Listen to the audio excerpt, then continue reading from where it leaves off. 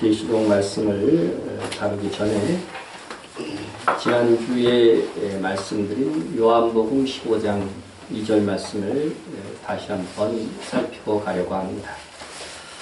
이 구절은 사실 구원론을 다룰 때 다루었어야 될 구절인데 제가 해석한 것과 같은 번역들이 없어서 확신을 갖는데 조금 시간이 걸렸습니다. 그런데 이제 이 부분도 확신이 생겨서 지난주에 이렇게 말씀을 드린 것입니다. 요한복음 15장 2절을 봅니다. 무릇 내게 붙어 있어 열매를 맺지 아니하는 가지는 아버지께서 그것을 제거해 버리시고. 여기서 무릇 내게 붙어 있어 이 말씀은 이어진 말씀에서 보면 그리스도 안에 있는 자를 의미하는 뜻입니다. 그리스도 안에 있는 자. 그리고 그리스도 안에 있는 자는 열매를 많이 맺는다. 이렇게 표현하고 있습니다. 나는 포도나무요 너희는 가지라. 그가 내 안에 내가 그 안에 거하면 사람이 열매를 어떻다고요? 많이 맺나니. 이렇게 분명히 말씀하고 있습니다. 그런데 요한복음 15장 2절에서는 보면은 물은 내게 붙어 있어 열매 맺지 아니하는 가지는 이렇게 말씀하고 있어요. 자, 이 표현은 뭐냐면은요, 그리스도 안에 거하는 자 중에서도 열매를 맺지 못하는 사람이 있다는 말이 되는 거잖아요. 그렇죠? 그러니까 5절에서는 많이 열매를 맺는다. 그리스도 안에 있는 자는 많이 열매를 맺는다는 뜻이 되고 2절에서는 열매를 맺지 못할 수도 있다 하는 이런 뜻이 돼버리니까 어떻게 되는 거예요? 상호 모순이 되는 거죠. 그것도 열매를 맺지 못하는 가지는 아버지께서 그것을 아예 제거해 버리시고. 그러니까 가지가 우리니까요. 우리를 완전히 어떻게 하신다는가요? 버려버리신다 하는 그런 뜻이 되니까 이게 서로 상호 모순이라는 거죠. 상호 모순이다. 그래서 2절을 보면 그리스도 안에 있는 자라도 열매 없는 삶을 살 수 있고 5절을 보면 그리스도 안에 있는 자들은 반드시 많은 열매를 맺게 된다고 하는 이렇게 상호 모순처럼 들려지는 말씀이 있다는 것입니다. 자, 그렇다면 여러분에게 한번 질문을 합니다. 여러분은 그리스도 안에 있습니까? 그리스도 밖에 계신 분 혹시? 그렇다면 여러분들은 많은 열매를 맺고 있습니까? 갑자기 5절 말씀에 의하면은 반드시 많은 열매를 맺어야 되는데 갑자기 별로 이렇게 아멘 소리가 거의 안 들렸어요. 겸손해서 그런 건지 모르겠지만. 자, 이 아멘을 못하면 굉장히 위험한 상황이 되는 거예요. 2절에 의하면. 그죠? 자, 여기서 그럼 열매가 도대체 뭐냐, 열매가 뭐냐. 성경에서 이렇게 쭉 살펴보면 빛의 열매는 모든 착함과 의로움과 진실함에 있느니라. 여러분 착해요? 아니요 할 정도가 나와요 지금. 나는 너무 착해 그런 분. 개인적으로 얘기할 때는 그런 말도 많이 하던데. 자, 그리고 또 우리가 가장 중요한 열매는 성령의 열매죠. 성령의 열매는 사랑과 희랑과 화평과 오래 참음과 자비와 양성과 충성과 온유와 절제니 이 같은 것을 금지할 법이 없느니라. 그러니까 이 성령의 이 열매가 최고의 법이고 최고의 법. 여러분 어떤 법도 이 성령의 이 법, 이 성령의 열매에 어긋나는 것이 있으면 그것이 상위법이 될 수 없어요. 이 열매가 최고의 열매, 최고의 열매. 이 열매가 맺혀지고 있느냐. 그리고 요한복음 15장을 쭉 읽어보면 역시 성령의 열매가 똑같아요. 사랑을 대표적으로 얘기하고 있어요. 서로 사랑하는 것. 서로 사랑하는 것이 예수님의 계명이 아니고 그 앞에 꼭 알아야 되는 게 뭐예요? 내가 너희를 사랑한 것 같이 서로 사랑하는 거예요. 그러니까 인간적인 사랑이 아니에요. 죄인된 우리를 위해서 십자가에 못 박혀 죽으신 그 사랑으로 너희가 서로 사랑하는 게 이게 최고의 열매인 거예요. 최고의 열매. 자, 여러분은 이런 열매를 많이 맺고 살고 계십니까? 자신 있게 아멘 할 수 있는 분이 거의 없어요. 거의 없습니다. 그런데 15장 2절 말씀에 의하면, 요한복음 15장 2절 말씀에 의하면 하나님께서 이렇게 열매가 없으면 어떻게 돼요? 아예 제거해 버리시겠다. 잘라내겠다. 이것은 무슨 뜻이에요? 하나님의 자녀에서 잘라내어 버리겠다. 그런 뜻이 되어 버린다고 하는 것입니다. 그래서 제가 요한복음 15장 2절에 이 열매 맺지 않는 가지는 아버지께서 제거해 버리신다고 하는 이 부분에서 제거한다. 이 제거한다는 단어는 헬라어로 아이로라고 그랬죠. 아이로라고 그랬는데 이 아이로는 제거해 버리고라고 번역하지 말고 뭐라고 번역하냐면 들어 올리시고로 번역해야 한다고 했습니다. 네, 그래서 무릇 내게 붙어 있어 열매를 맺지 아니하는 가지는 아버지께서 그것을 어떻게 해요? 들어 올리시고 이렇게 번역해야 된다. 이렇게 말씀해 드렸습니다. 자, 그러면 왜 열매 맺지 않는 가지는 들어 올리느냐? 왜 그것을 들어 올려야 되느냐? 그것은 여러분 이게 보면 아이로라고 하는 이 단어부터 제가 먼저 설명하는데 이 아이로는 제가 사전에 있는 걸 그대로 제가 이렇게 스캔해가지고 여러분에게 보여드린 거예요. 첫 번째 뜻이 뭐예요? 들어 올리다로 분명히 되어 있잖아요. 그죠? 들어 올리다 치하다. 완전히 제거해버리는 게 아니에요. 첫 번째 뜻이. 가장 우선되는 첫 번째 뜻이 들어 올리는 겁니다. 들어 올리는 겁니다. 자, 그럼 왜 들어 올리느냐? 그것은 땅에 닿는 가지는 뿌리를 이렇게 내리려고 해요. 뿌리를 내리려고 하기 때문에 열매를 맺지 못합니다. 실제로 포도나무를 증식시키려고 할 때에는 일부러 가지를 땅에 내려 묻어서 번식하는데 이를 뭐라고 하냐면 휘무지라고 해요. 휘무지. 그래서 포도나무에 대해서 제가 이제 검색을 좀 그래서 해봤어요. 그러니까 이렇게 써 있어서 포도나무는 번식하기 쉬운 수종인데 줄기가 땅에 닿기만 하면 뿌리를 내린다. 이렇게 번식하는 방법을 휘무지라고 한다. 그런데 이렇게 휘무지에 들어가는 나무는 독립된 나무로 이게 번져가는 과정에서 열매를 맺지 못하게 되는 것입니다. 그래서 농부는 포도나무 가지에 열매를 맺게 하기 위해서는 어떻게 돼요? 가지를 들어서 이렇게 올려주어야만 된다는 것입니다. 결국 포도나무의 가지가 축 처져서 열매를 맺지 못하고 있을 경우에 제하여 버리는 것이 아니고 오히려 열매를 제대로 맺도록 하기 위해서 가지를 들어 올려놓는 것이다 하는 것입니다. 성경 다른 곳에서도 아이로라고 하는 단어는 없애는 것이 아닌 어떻게 든지 그것을로 어떻게 돼요? 짊어지고 가는 거예요. 그런 의미로도 다 사용되었다고 하는 것입니다. 그래서 한번 보시면 이제 이 그림은 휘무지하는 거, 땅에 닿는 그것은 열매를 맺지 못하고 뿌리를 내기 때문에 휘무지가 된다고 하는 그림이고, 자 누구든지 나를 따라오려거든 자기를 부인하고 자기 십자가를 지고 나를 따를 것이니라. 여기 지고가 역시 아이로예요. 아이로. 이게 제거해 버리고로 번역했지만 십자가를 지고 간다는 건 뭐예요? 버린다는 거예요? 갖고 간다는 거예요? 이거 십자가가 좋은 거는 아니죠. 그죠? 고통을 주는 거잖아요. 그럼에도 불구하고 어떻게 돼요? 그리스도인들은 이것을 지고 가는 거라는 거죠. 이게 버리는 게 아니라는 거죠. 이런 단어로 사용됐다는 거죠. 요한복음 1장 29절에서도 이튿날 요한이 예수께서 자기에게 이르시되 자기에게 나오심을 보고 이르되 보라 세상 죄를 지고 가는, 여기 아이로랍니다. 지고 가는 하나님의 어린 양이다. 예수님께서 십자가 버리셨어요? 지고 갔잖아요. 지고 갔어요. 근데 우리 성경에 뭐 고린도전서 5장 2절이라든가 골로새서 2장 14절에 쫓아내다 제거한다는 단위로 아이로가 사용됐는데 제가 그것을 문맥을 잘 살펴보니까 그것도 역시 제거한다로 번역하면 안 돼요.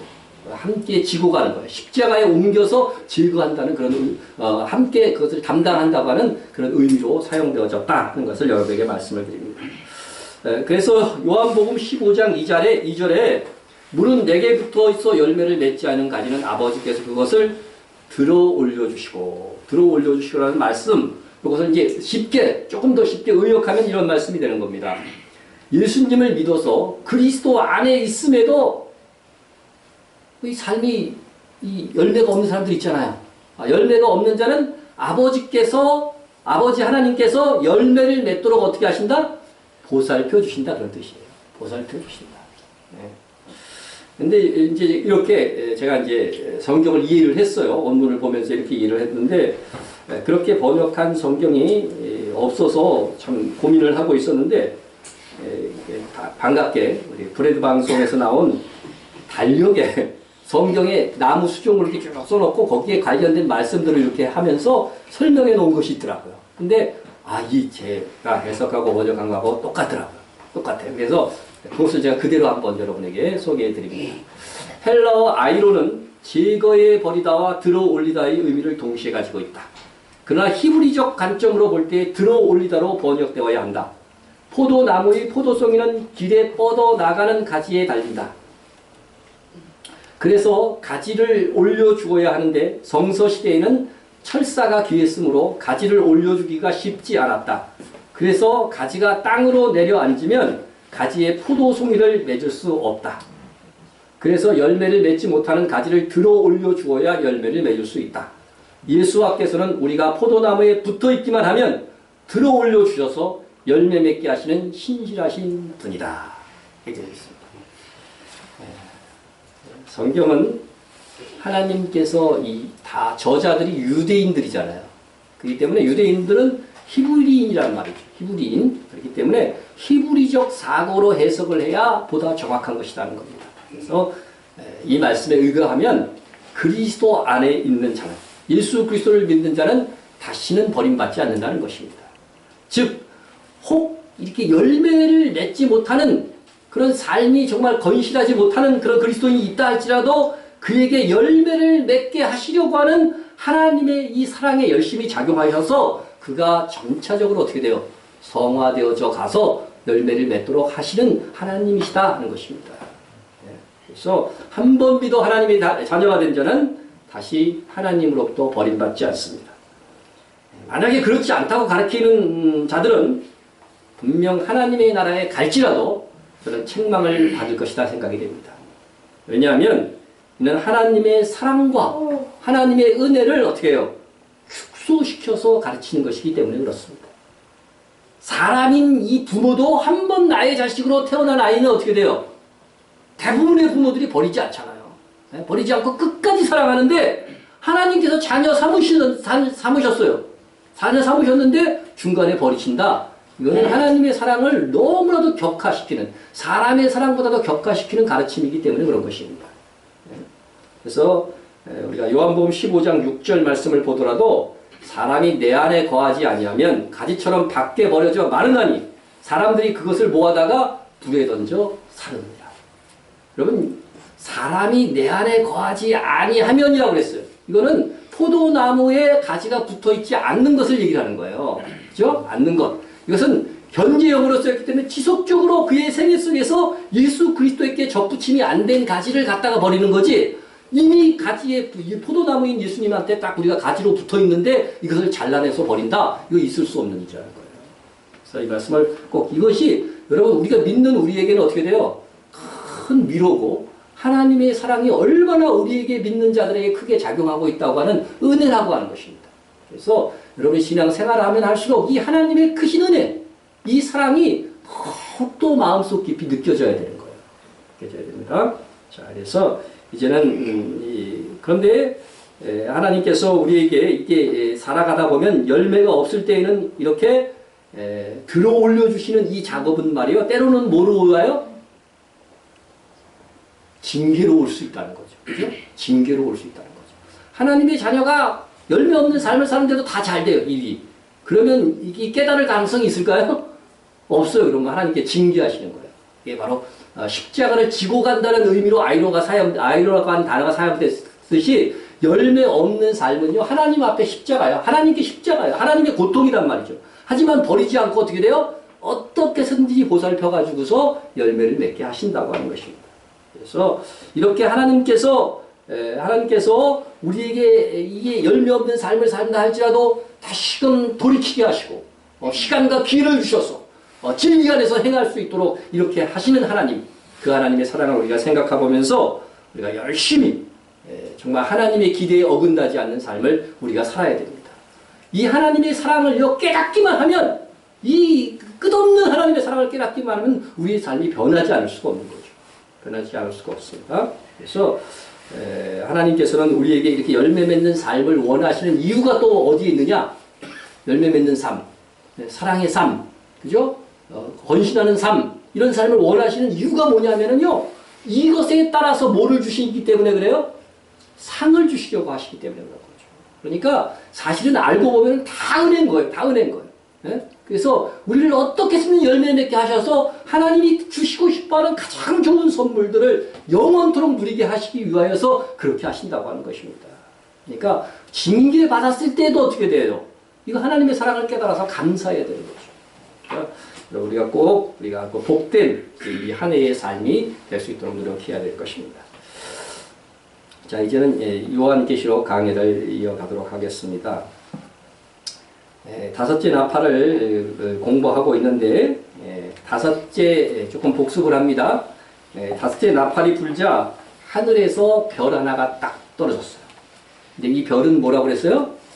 천사라고 했죠. 천사기 때문에 별이 아니고 천사기 때문에 뭐를 가졌어요? 무저갱의 열쇠를 가졌다고 했어요. 그래서 이 무저갱의 열쇠로 정말 지옥에서도 가장 밑바닥에 있는 그 지옥의 이 감옥의 문을 탁 열었어요.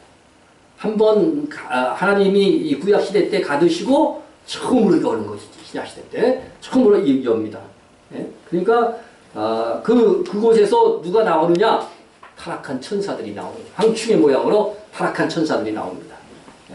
그럼 이 타락한 천사들은 누군가에 대해서 우리가 배웠죠. 그것은 아마도 과거 노아의 시대와 소돔과 고모라 시대에 사람의 딸들의 아름다움에 취해서 그들의 창조 원리, 정해준 원칙을 깨고 사람의 아내를 사람 여자를 자기들의 아내로 삼은 남자가 되어서 자기들의 아내로 삼은 그런 이 타락한 천사들을 가두어 놓은 것으로 추정이 됩니다. 그래서 그런데 유다서를 보면 그들을 가두어 놓은 기간이 언제까지냐면은 큰 날의 심판 때까지 가두어 놓을 것이라고 성경이 진술하고 있는데 이 세 번째 화 할 때 이게 다섯째 나팔이 첫 번째 화잖아요. 그러니까 이 세 번의 화가 최고 역사의 마지막에 요한계시록에 보면 마지막 기록된 최고의 하나님이 세상을 향한 심판이에요. 그러면 이 큰 날의 심판이 바로 시작되는 이 지점에서 바로 그들이 무저갱에서 나오는 것이 아닌가 이렇게 이제 보게 되는 것입니다.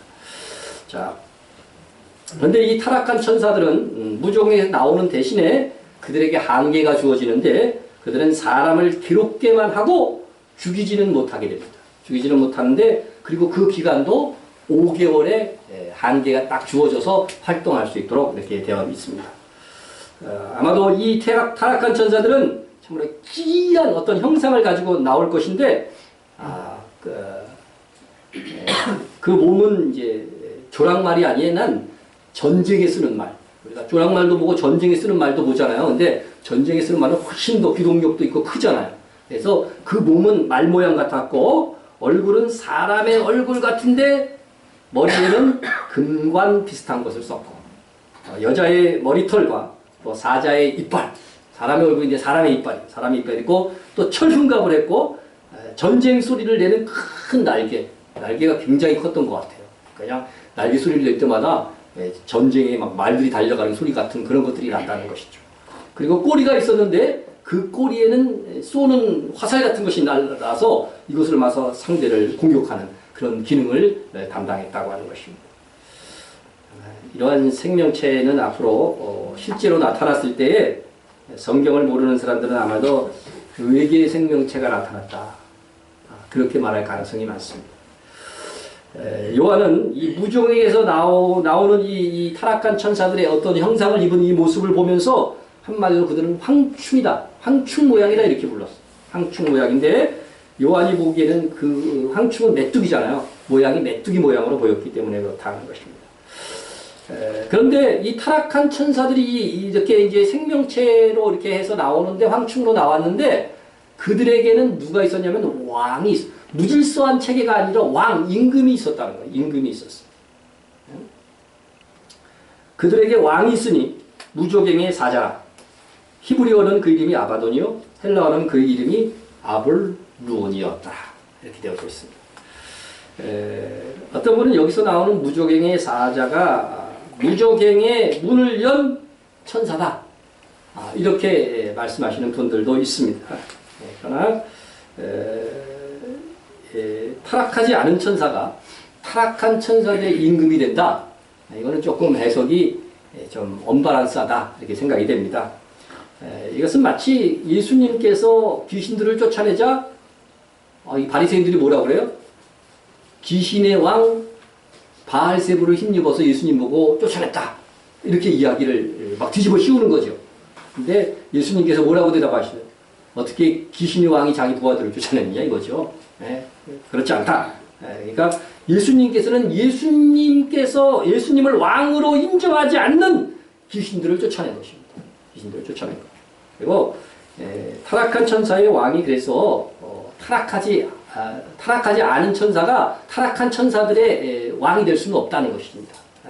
그러니까 그들은 그들 체계로 가는 거고 하나님의 나라는 하나님의 체계로 가는 거지 이게 막 섞여서 왕이 되고 뭐 이렇게 체계가 형성되지 않는다고 하는 것이죠. 그리고 무종행의 사자가 또 무종행의 열쇠를 가진 천사라는 말씀이 분명하게 없고 또 무종행의 사자라고 하는 이것은 이 소유격을 사용했다는 거죠. 그러니까 이 사자는 무종행에 속한 거죠. 속한 것입니다. 그래서 많은 분들이 훨씬 더 많은 분들이 무종행의 이 사자는 적그리스도의 영일 것이다 이렇게 봅니다. 적그리스도의 영일 것이다. 그것은 상당히 일리가 있어요. 요한계시록에는 이제 적그리스도를 뭐라고 지칭하냐면 짐승이라고 지칭해요. 짐승. 왜 하필이면 이 적그리스도를 짐승이라고 표현할까?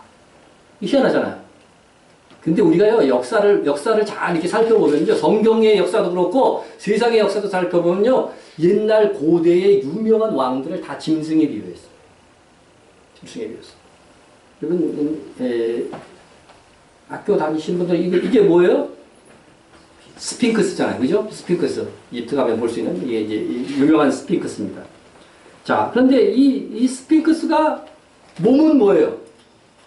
사자고 얼굴은 그 당시 왕, 그죠? 기억이 안 나는데, 뭐, 카프레인가? 하여튼 뭐, 그래요.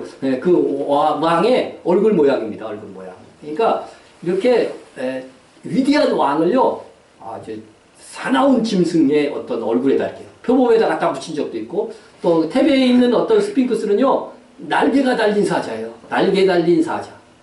그리고, 왕의 얼굴. 이렇게 돼 있어요.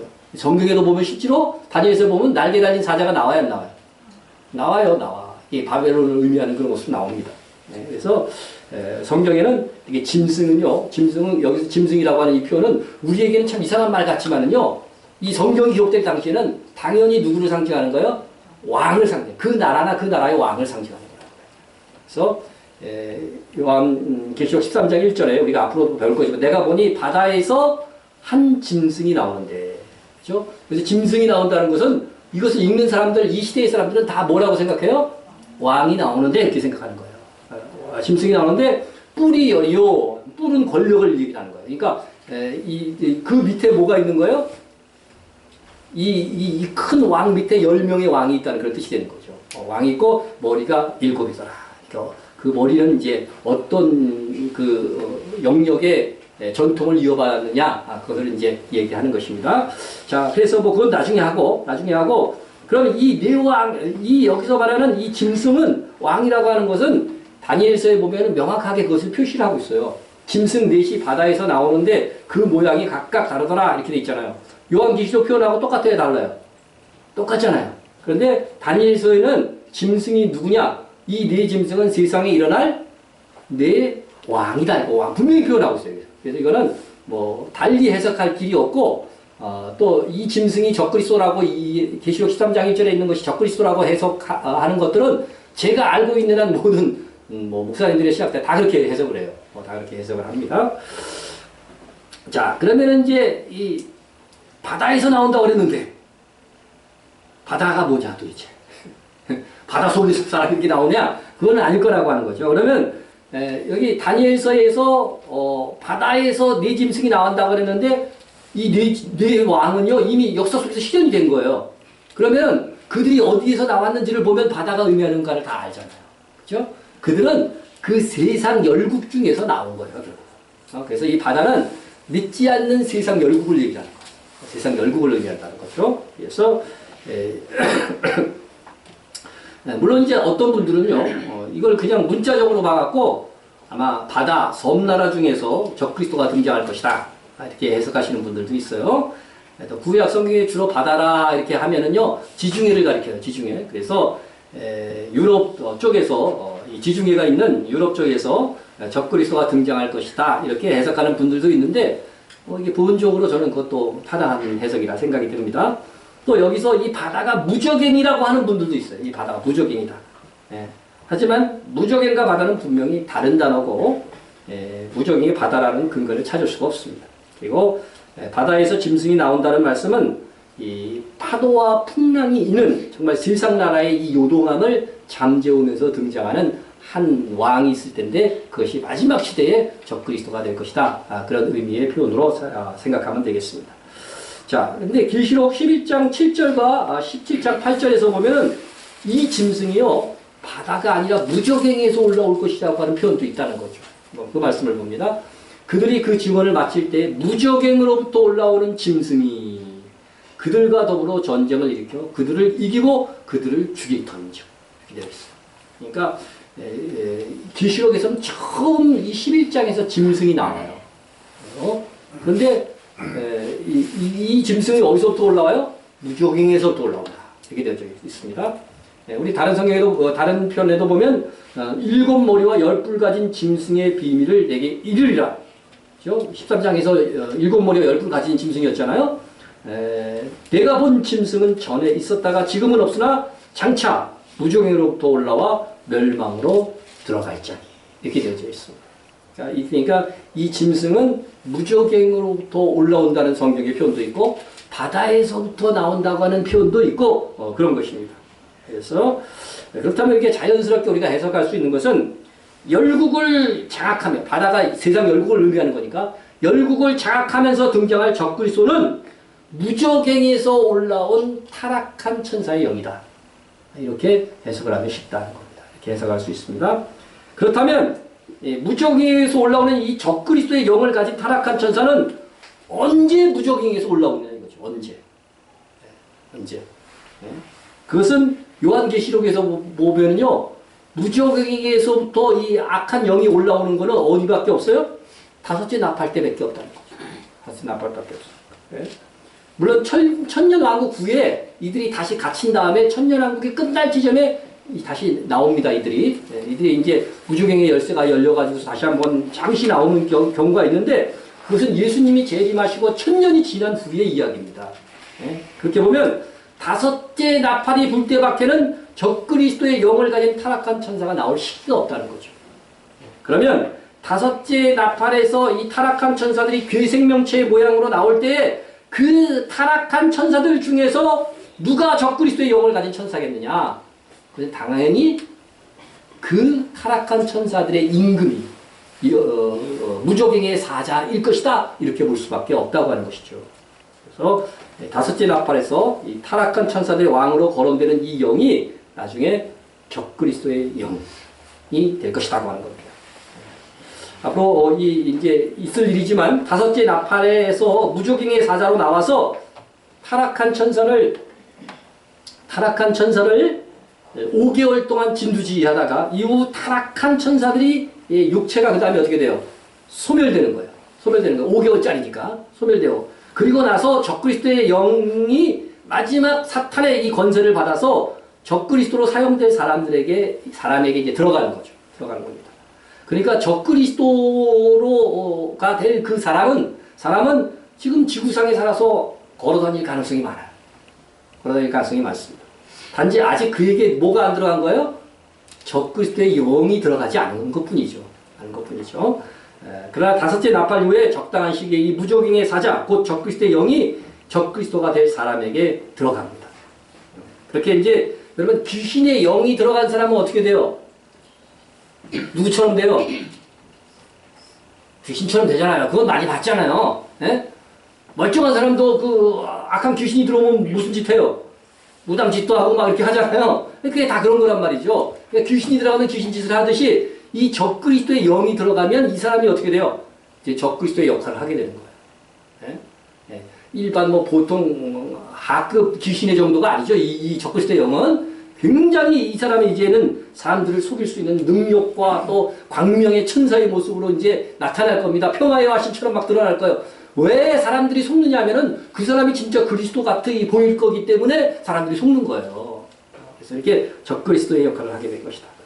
그 사람이 이제 점점 놀라운 사람으로 이 사람이 변신해서 성경에 보면 세계 정부의 왕이 될 것이고, 그리고 마지막 그리스도와 성도들을 대적하는 일들을 하게 될 것이라고 하는 겁니다. 그래서 이후에 요한계시록의 전개를 보면요, 마지막 시대 최후의 두 선지자가 등장합니다. 최후의 두 선지자. 그런데 이 최후의 두 선지자도 이 적그리스도가 죽이는 것으로 성경이 예언되어 있어요.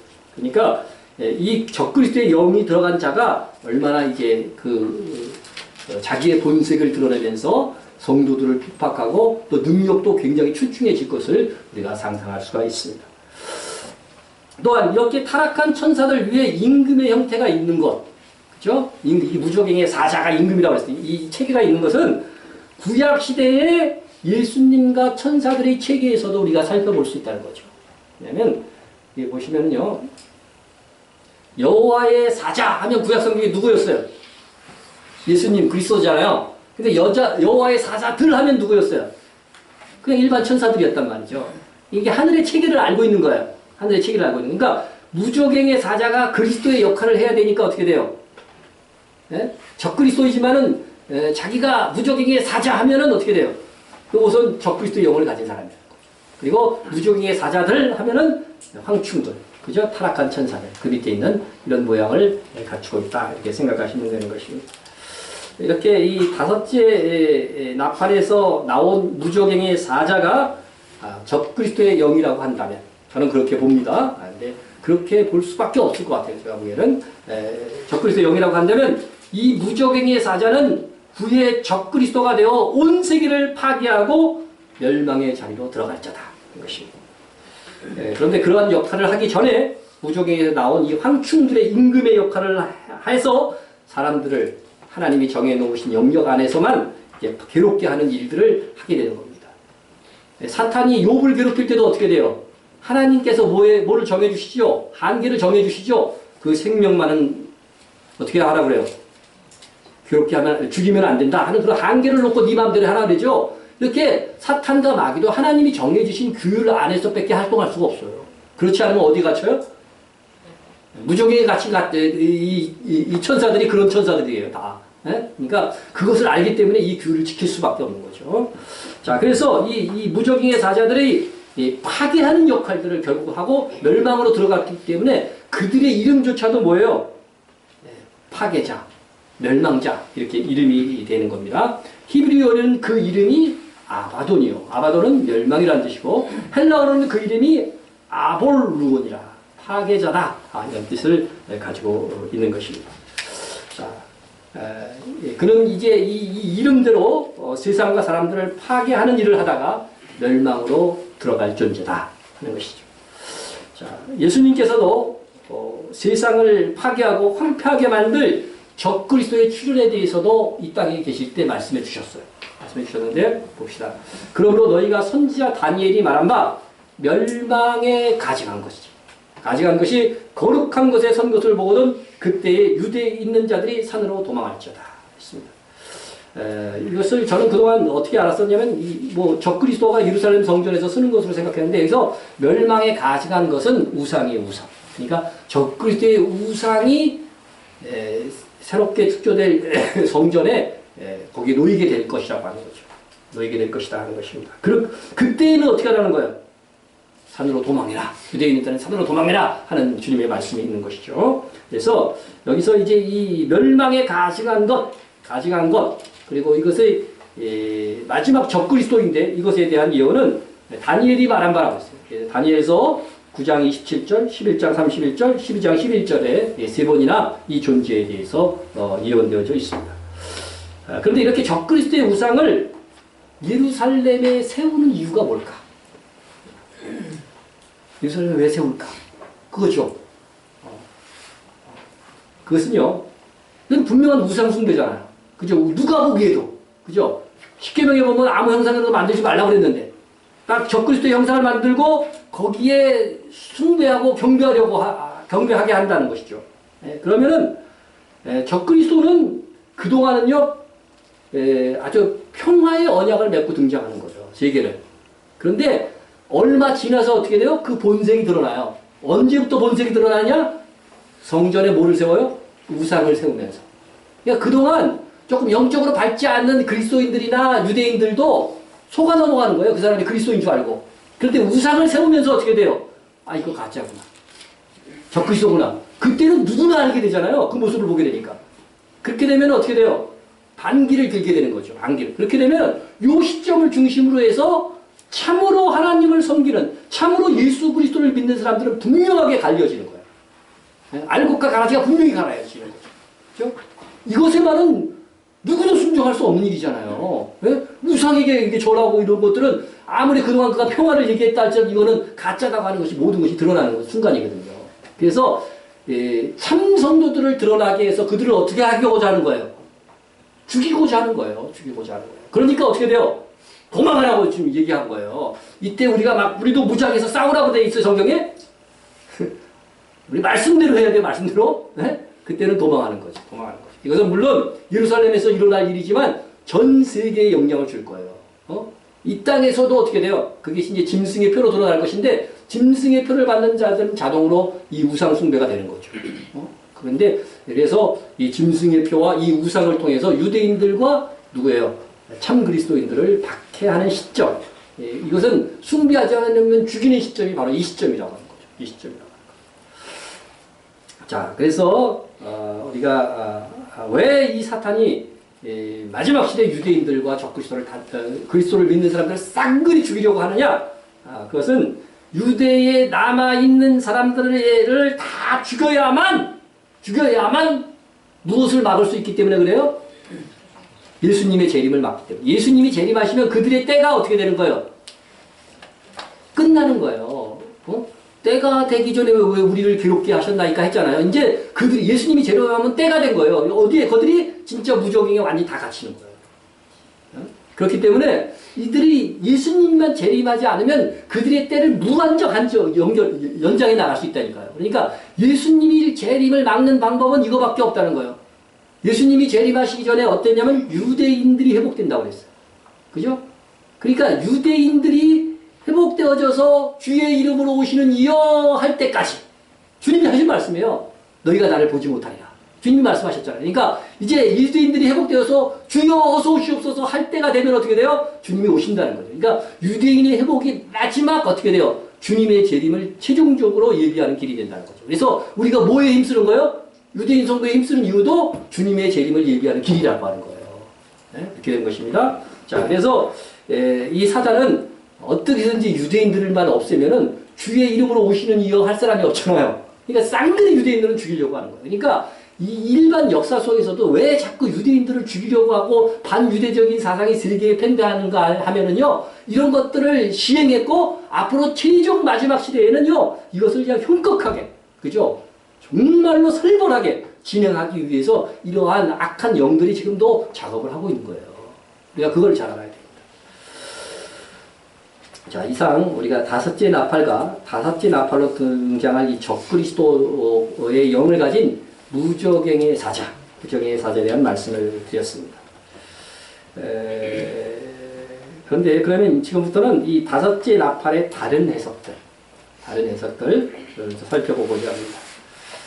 우선 뭐가 있냐면 무적행을 열자 올라온 황충들이 하나님의 심판을 집행하는 선한 천사들이다 이렇게 해석하는 분들이 꽤 있더라고요. 꽤 있어요. 이분들의 생각은 타락한 천사들은 심판받을 대상이지 심판하는 도구가 될 수는 없다는 거예요. 뭐 그럴듯하잖아요, 말이. 네, 그럴듯합니다. 네, 그러나 하나님은 이미 말씀드렸듯이 마귀나 귀신을 통해서도 세상을 심판하시는 분입니다. 심판하시고. 하나님은 이미 이스라엘의 적들끼리 어떻게 돼요? 서로 어떻게 돼요? 쌈박질하게 해서 그들을 스스로 심판받게 하신 구약성경의 기록도 있고, 훗날에 보면은요, 거짓 교회인 음녀가 나와요. 음녀. 이 음녀는 어떻게 멸망하는지 아세요? 거짓 교회의 이 대표 음녀는요, 한 교회밖에 없어요, 지금. 그거는 달리 어떻게 지금 현재로서는 달리 다른 교회로 설명할 수밖에 없을 정도로 이건 분명히 로마 가톨릭입니다. 근데 이 음녀인 이 교회는 누구에 의해서 멸망되냐면 적그리스도가 다 죽여버려요. 처음에는 서로 협조해서 세계 정부를 세웁니다. 하지만 이 적그리스도가 아주 계속 간주간주 되겠죠. 뭐 자기 주장하겠죠. 다 없애버린다고 이게 계시록 17장 16절에 나옵니다. 네, 그래서 그리고 또 구약 성경을 봐도요.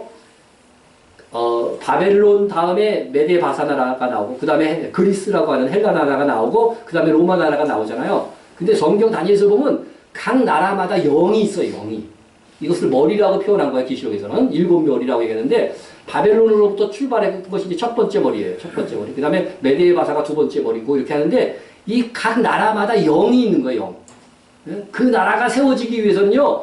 타락한 천사들 중에서도 어떻게 돼요? 고위급 천사가 그 나라를 주장하고 있는 거예요, 사실은. 그리고 그 다니엘서에 나와요. 바사 국군이 나를 막았다. 가브리엘이 그렇게 얘기하거든요. 바사 국군이 누구예요? 실제 군사가 아니고 천사를 어떻게 일반 군사가 만나요? 그것은 바사국을 담당하고 있는 장악하고 있는 천사가 자기가 오는 것을 막았다는 거죠.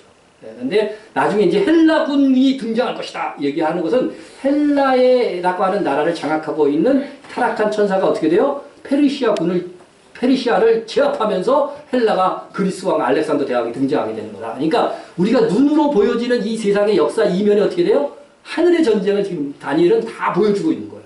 그것을 우리에게 얘기하고 있는 것입니다. 그러니까 이것이 바벨론을 심판하기 위해서 또 다른 타락한 천사의 영을 사용하고 또 페르시아를 하나님이 심판하기 위해서 헬라국을 장악하고 있는 타락한 천사를 또 사용하고 이렇게 사용하신단 말이죠. 그래서 이렇게 하나님은 이 악한 영을 사용해서도 심판하는 일을 이미 구약시대에 해왔어요. 그래서 우리가 이 악한 영이 심판의 도구가 된다고 하는 것은 성경이 비성경적인 것이 결코 아니다 하는 것을 제가 말씀을 드리는 겁니다. 그래서 황충이 이렇게 무조갱의 사자와 함께 이 세상의 심판을 담당하고 수행하는 것 이유만으로 그들을 선한 천사로 막 이렇게 만들어버리는 것은 안 된다 하는 것을 제가 말씀을 드리는 것입니다.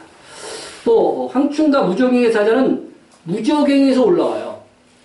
위로 올라온다고 하는 것은 이 땅에서 올라온다는 하늘에 있는 천사는 하늘에서 떨어져요. 하늘에서. 그죠? 무조갱의 열쇠를 가진 천사는. 근데 이 무조갱에서는 위로 올라온다고 했으니까 땅에서 올라오는 거란 말이죠.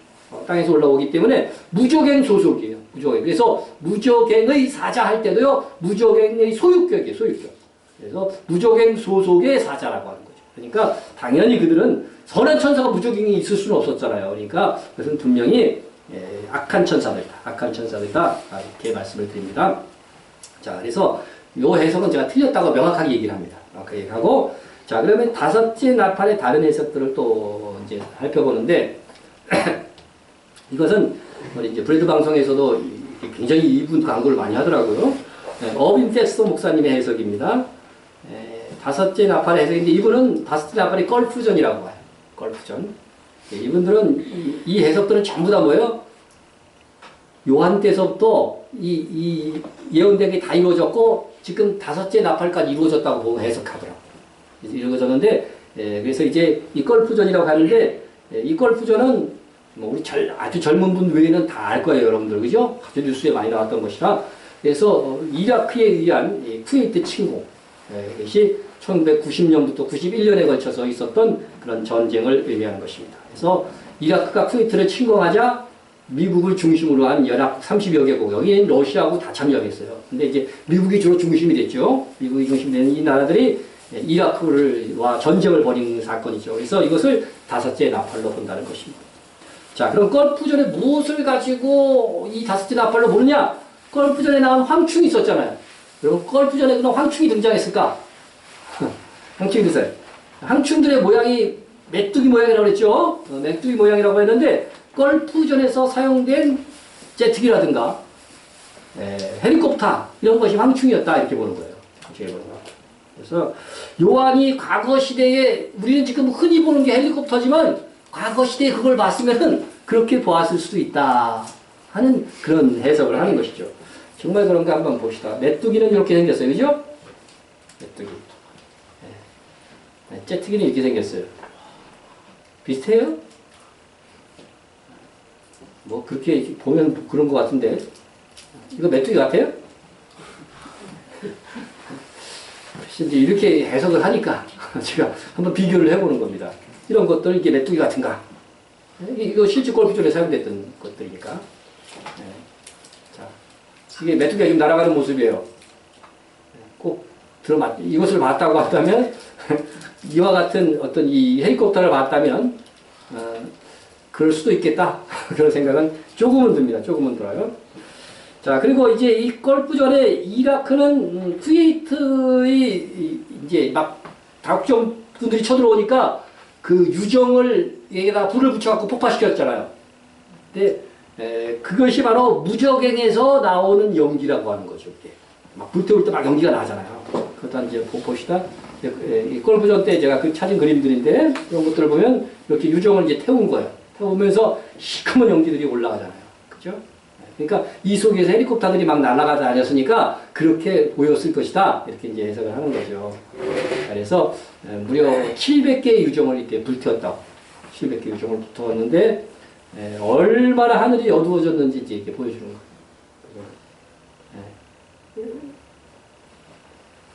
그런 거 이제 아주 이게 지금 해가 떠 있는 이 오후에 지금 사진이에요. 그 당시의 사진. 그러니까 완전히 불을 주변에다 켤 수밖에 없는. 그렇죠? 그래서 이것이 바로 계시록 9장 2절의 예언이 이루어진 것이다. 이렇게 이제 보는 것이죠. 그래서 해와 공기가 어두워졌다는 이 예언이 이때 성취됐다. 이렇게 보는 겁니다. 이거 진짜라고 제가 주장하는 거 아니에요. 듣다가 또 착각하지 마시고. 자, 그 다음에 이때 무적행의 사자는 그러면 이때의 이라크의 대통령이 누구였어요? 여러분 다 알잖아 이거요. 그죠? 아주 젊은 분은 모를 수도 있어요. 근데 여기 아주 이게 후세인이란 말이죠. 이 친구가 나중에 이런 상태로 잡혔어요. 잘 몰라보겠죠? 그래서 수염을 깎였어요. 깎으니까 이런 모습, 이제 이 후세인의 모습. 자, 그런데 이 사담 후세인이 그러면 무적행의 사자다. 그 이름이 헬라어로는 아블론이다 이렇게 했는데 사담이라고 하는 요 이름이요 아랍어로 파괴자래요. 똑같아요. 아블론이래요. 아블론과 똑같은 뜻이라는 거예요. 파괴자다. 네? 그래서 이 친구가 무적행의 사자다 하는 것이죠. 네, 사자라는 것입니다. 자, 왜 이런 사람이라고 하는 이름이 지어졌냐면요. 요건 유대인 의사가 진술을 했어요. 이 사담이라는 이름이 지어지는 것을 자기가 목도한 사람이라는 거예요. 왜냐하면 이 사담의 어머니가 출산을 할 때 너무나도 아기가 어머니에게 고통을 줬다는 거예요. 어머니를 파괴할 정도였다는 거죠. 그래가지고서 이 유대인 의사, 의술이 뛰어난 유대인 의사에게 와갖고 자기가 분만을 도와줬다는 거예요.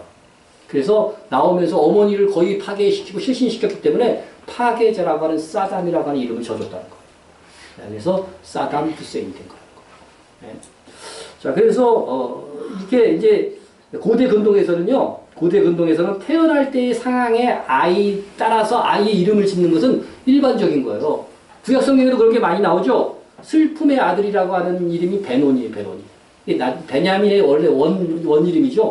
네? 그러니까 여러분 자기 자식을 누가 여러분 슬픔의 아들이라고 우리나라 사람이 짓겠어요. 근데 유대인이나 고대 근동 사람들은 그것이 일반화되어 있는 거죠. 그래서 영광이 떠났다는 뜻의 이가봇. 비느하스의 그 며느리가 자기 자식 이름을 이가봇이라고 했잖아요. 영광이 떠났다. 아니 아들의 이름을 그렇게 짓는 사람이 세상에 어디 있어요? 우리나라 사람 같으면. 좀 악한 상황에 태어났다도 좀 그죠? 이름만은 뭐 빛나게 이렇게 져주잖아요. 이문단 뭐 이렇게. 또 그 역대상에서 보면요. 야베스는 여러분 많이 들었죠? 복들 좋아하니까. 야베스라는 이름을 많이 들었는데 야베스도요 그게 별로 좋은 이름은 아니에요. 슬픔이라는 뜻이에요. 사실 이름은. 근데 그 이름을 극복했다고 하는 거죠. 하나님 앞에 기도하면서 그런 뜻입니다. 그래서 사담 후세인이 태어날 때 이 어머니를 파괴시킬 정도의 이름을 져서 사담이라고 하는 이름을 이렇게 지었다 하는 것입니다. 그래서 사담이 바로 무적행의 사자다. 무적행의 사자다 이렇게 하는 것입니다. 그럼 제가 이제 이런 것들을 이렇게 자꾸 소개하는 것은요, 유명한 목사님들이 설교했다고 그래가지고 이게 너무 그걸 너무 신빙성을 두면 안 된다는 거예요. 이게 보면은요 굉장히 허점투성이에요. 허점투성이. 그래서 하나씩 살펴보면 골프전에서 불태운 유정이 그 무적행으로 결국 통하는 통로라는 얘기인데 거기서 황충이 헬리콥터가 나와갖고 뭐 꼬리로 뭐 살을 쏘았다는데 뭐 이게 도대체 맞아 들어가지 않는다는 거죠. 뭐, 네? 그리고 무적행에서 나온 사탄과 그의 사자들도 나중에 이 무적행에 갇히잖아요. 그러면 그 유정으로 이렇게 통해서 들어가서 다 갇히나 나중에? 그런 것들도 이게 연결이 잘 안 됩니다. 그리고 여자의 머리카락 같은 긴 머리카락도 없었고 전쟁의 기간도 5개월이 아니에요. 분명히 5개월이 한계잖아요. 다스다파는. 근데 7개월이란 말이에요. 7개월. 그리고 사람을 죽이지는 말고 어떻게 하라고 했어요? 괴롭게만 하라고 했는데 수도 없이 죽었거든요. 그러니까 이게 말이 안 된다는 거죠. 이런 것들, 이런 해석들이. 그래서 무정의 가사가 사담 후세인이라고 하는 건데 항중 헬리콥터의 임금이라는 것도 뭐 좀 말도 안 되고 어쨌든 이 어빙 이 백스터 목사님도 골프전이 다섯째 나팔이라고는 해석을 해요. 해석을 하면서도 확실히 계속 하더라고요. 하지만 솔직히 아직도 자기는 잘 모르는 것들이 몇 가지 있다. 그렇게 말을 하는 것입니다. 여러분, 그러나 다섯째 나팔이 아직 이루어지지 않았다면 그렇게 해석할 수 있어요. 이건 잘 모르겠다, 솔직하게. 그러나 이미 이루어진 사건으로 해석하면서 이 부분은 잘 모르겠다 이렇게 얘기하는 거는 좀 문제가 있다는 거죠. 그래서 이미 이루어진 것에 대해서는요, 명확하게 맞아 들어가야 돼요. 하나도 틀림없이. 네? 하나님의 말씀은 1.1획도 틀림없이 다 이루어질 것이기 때문에 그런 것입니다. 자, 또 다른 해석. 이 다섯째 나팔을 뭐로 보느냐? 그래서 미국 멕시코만 원유 유출 사고를 생각을 합니다. 그래서 이런 분들도 있는데 이 사고는 2010년 4월 20일 정말 얼마 전에 일어났던 사건이죠. 그래서 이 사건은 기간은 정말 5개월이었어요. 정확하게. 시작부터 끝까지. 그런데 이 딥워터 호라이즌 호에서 석유 시추 시설이 폭발해서 일어난 사건이에요. 근데 이건 우리나라에서 만든 거예요. 이 배는요. 딥워터 호라이즌 호. 근데 배에서 문제가 생긴 것이 아니고 시추 시설에서 문제가 생겨서 사건이 났기 때문에 우리나라 현대중국, 그것을 만든 현대중국은 그렇게 책임이 없는 거죠. 책임이 없습니다. 자, 이제 한번 보십시다. 여기서도 바다 깊이 뭐가 있었냐면 바다 깊이 유정이 있었는데 이 유정을 역시 또 무적행으로 보는 거예요. 무적행으로 연결되었다. 그러면 이제 여기서 이제 폭발을 한 건데 배에서 폭발해서 이제 바다에 이 유정하고 연결됐던 선이 중간에 어떻게 돼요? 날아가지요. 날아가게 되니까 어떻게 돼요? 바닷속에서 이 기름이 계속 나오는 거예요. 그러니까 끝없이 나오는 거죠. 계속. 이거 막기 전에는 계속 나오는 거예요. 이거 막기가 쉽겠어요. 이 바다 수천 미 밑에 있는 이건데요. 그래서 여기서 기름이 쭉 나오고 한반도 이상 크기로 다 번졌으니까. 그러니까 얼마나 크게 번졌겠습니까. 그래서 그때 그 사고 그림들입니다. 사진들. 그때 이제 이렇게 분산재를 뿌린 게 뭐예요? 헬리콥터였어요. 이 헬리콥터들을 역시 여기서 황충으로 보는 거예요. 황충으로 보는 겁니다. 그리고 여기 조종사들이 주로 여자 조종사들이 많이 투입이 됐어요. 그래서 그 머리카락을 요한이 본 것이다. 그래도 이렇게 참 합니다. 사실은요, 저도 그럴 때 그럴듯했어요. 그럴듯했어요. 이게 근데 그림을 조금 더 봅니다. 여러분 이 해안가까지 이렇게 기름이 막 고였어요. 그래서 이것을 지금 이렇게 수거하고 있는 그런 그림들입니다. 그러니까 바다는 완전히 지금 어떻게 되죠? 시커멓게 되고 새들이 이렇게 날아다니는 거죠. 이제 그런 바다에는 이제 더 이상 못 번지어 나가도록 띠를 이렇게 만들어 놓은 거고요. 새들이 못 모르고 이렇게 앉았다가 어떻게 됐어요? 지금 색깔이 새 색깔이 하얀 새가 시커멓게 된 거죠. 고통스러운 거죠, 이 새들. 이제 완전히 이 원유에 이제 완전히 찐득이가 돼가지고서 날아갈 수도 없고 그냥 괴로움의 소리를 지르고 있는 새들의 모양이가 아닌 것입니다. 그래서 뭐 이게 관광 해변까지도 이제 완전히 기름기가 다 흘러내려온 그런 장면들을 있습니다. 자, 근데 이 사건에서도 사람이 전혀 안 죽었느냐? 죽었어요. 11명 죽었어요. 시추노정사에 11명 죽었어요. 그러니까 사람을 죽이지 못하게 했다는 말씀과도 역시 여기서도 일치하지 않고 그리고 다섯째 나팔로 괴로워하는 사람들의 고통이 어떻게 됐어요? 정갈을 쐈을 때의 고통 같다고 했어요. 정갈 쏘면 하나도 안 아파요? 서서히 아파옵니까? 순간적으로 굉장히 아픈 고통이 시작되는 거거든요.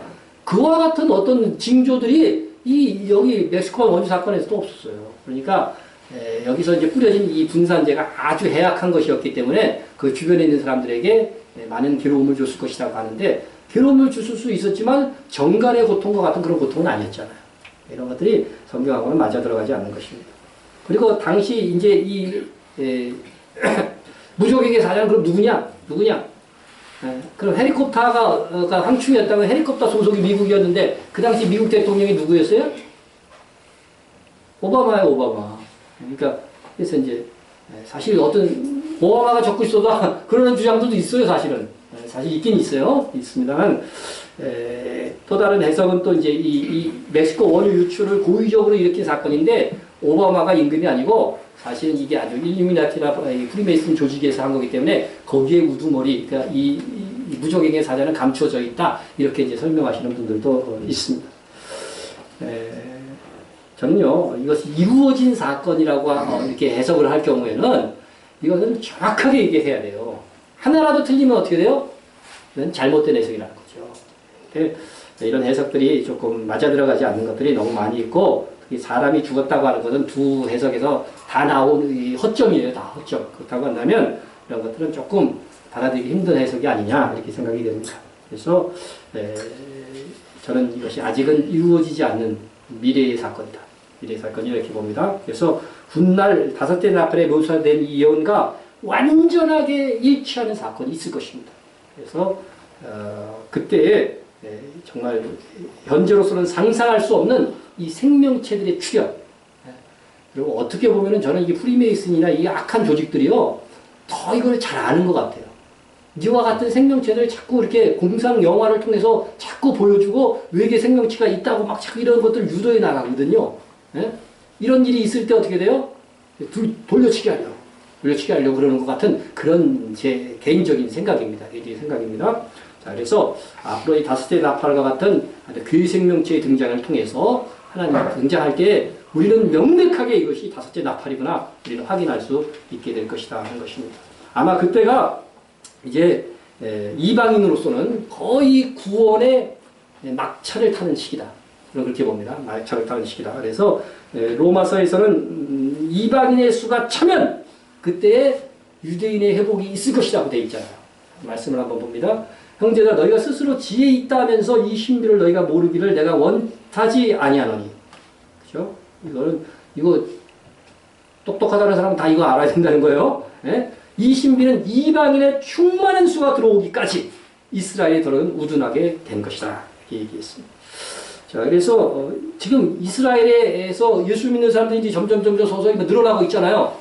이것은 무슨 뜻이냐면 반대로 이방인 쪽에서는 어떻게 돼요? 그 수가 거의 다 이제 차간다고 하는 거예요. 차간다고 하는 것입니다. 자, 저는 이 이방인 중에서도 구원의 수가 차는 것을 마치 모래시계와 같다 이렇게 얘기해요. 모래시계. 모래시계에 모래가 조금 떨어질 때는 어떻게 돼요? 좀 속도가 서서히 떨어지다가 나중에는 어떻게 돼요? 굉장히 빨라지게 확 쏟아지잖아요. 그와 마찬가지로 이방인의 구원도 마지막 시대는요 급속하게 대부흥으로 한번 탁 일어나고서 박해 시대가 올 것이다 이렇게 생각이 됩니다. 오히려 박해 때에 더 많은 그리스도인들이 주께로 돌아오는 것이 오히려 성경적인 표현이죠. 그래서 우리가 이렇게 배우는 것의 또 다른 목적은 이렇게 부흥의 때를 준비하고 또 이것을 우리가 잘 파악하면서 어떻게 돼요? 주님이 우리에게 오심이 얼마나 가까운가 하는 것들을 세워나가면서 이단 사설에 빠지지 않기 위함이라고 하는 겁니다. 그래서 아무쪼록 여러분들이 배운 이 다섯째 나팔이 여러분의 시대적 분별에 도움이 되고 미래의 신앙적 행동에 실제적으로 도움이 되기를 축원합니다. 자, 독수리 모양의 천사가 화 했는데 첫 번째 화가 다섯째 나팔이었습니다. 그리고 연이어서 두 번째 나팔이 있습니다. 첫째 화는 지나갔으나 보라 아직도 이후에 화 둘이 이르리로다 했습니다. 그래서 첫 번째 나팔의 화는 지나갔지만 이제 앞으로도 더 강력한 두 개의 화가 남아있다 하는 것을 이야기합니다. 그래서 다음 주에는 둘째 화, 여섯째 나팔부터 다루도록 하겠습니다. 통성으로 한번 기도하겠습니다.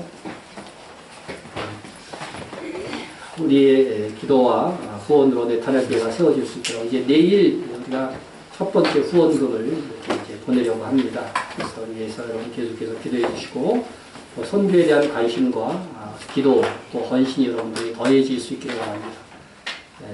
모든 것이 균형 맞춰야 됩니다. 우리 업물과 더불어 우리가 기도하는 것들도 꾸준히 속에 이루어져야 됩니다. 마지막 시대에 쓰임받는 교회들이 하나님의 복음사에게 쓰임받는 선교지란 될 수 있도록 위해서 기도하시고, 북한과 박해받는 세계성을 돌기 위해서 기도해 주시고, 이 나라에 동성애와 이슬람이 침입할 수 없는 정말 견고한 진이 될 수 있도록 기도해 주시고요. 이스라엘의 회복을 위해서 계속 기도해 주시고요. 우리 교회의 부흥과 목회자와 선교사와 성도와 중보를 위해서도 기도해 주시기 바랍니다. 동성으로 기도합니다.